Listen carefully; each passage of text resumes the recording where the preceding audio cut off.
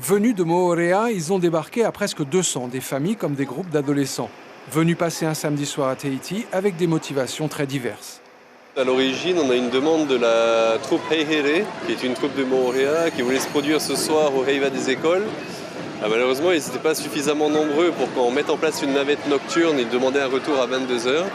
Puis on s'est dit, tiens, en ce moment, il y a les papillots sur Otomaoro, on pourrait peut-être faire un package papillot pour permettre aux habitants de Moorea d'aller au papillot.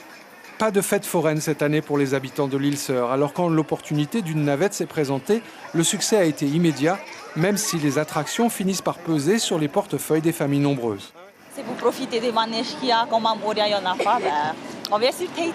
Il n'y a pas de manège sur Moorea, donc avec la navette nocturne de ce soir, on en a profité pour faire profiter les enfants pour le manège. C'est à la demande de ces demoiselles, c'est ça ?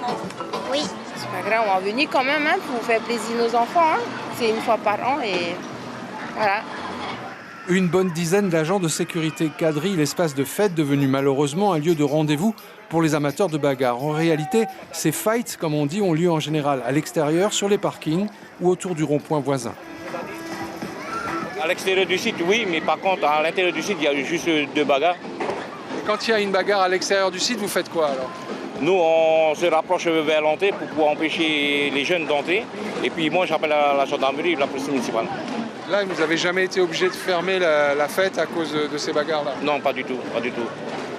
Ces incidents réguliers dans les environs ont-ils un impact sur la fréquentation des papillots ? Pas vraiment, semble-t-il, même si cela alourdit forcément l'ambiance, surtout en fin de soirée. Je sais pas, c'est la tendance apparemment. Ils ont envie de se taper dessus sans aucune raison. On n'a aucune idée. Ce sont des bagarres de quartier, on va dire. C'est des jeunes de Otomaoro qui s'affrontent avec des jeunes des environs, de Bel Air par exemple. Bon, ça nous porte préjudice à nous aussi. Ça ne se ressent pas vraiment. Il y a quand même beaucoup de monde qui vient malgré ces bagarres. Hein. Voilà. Je vois ça presque tous les week-ends. Hein. C'est affreux. Hein. C'est que des jeunes qui sont par là, qui traînent, sans parents, en bande.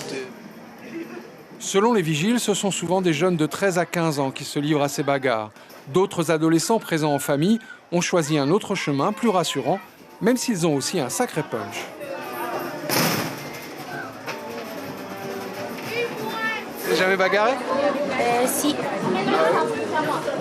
Ça veut dire que tu aimes ou tu étais obligé de te bagarrer ?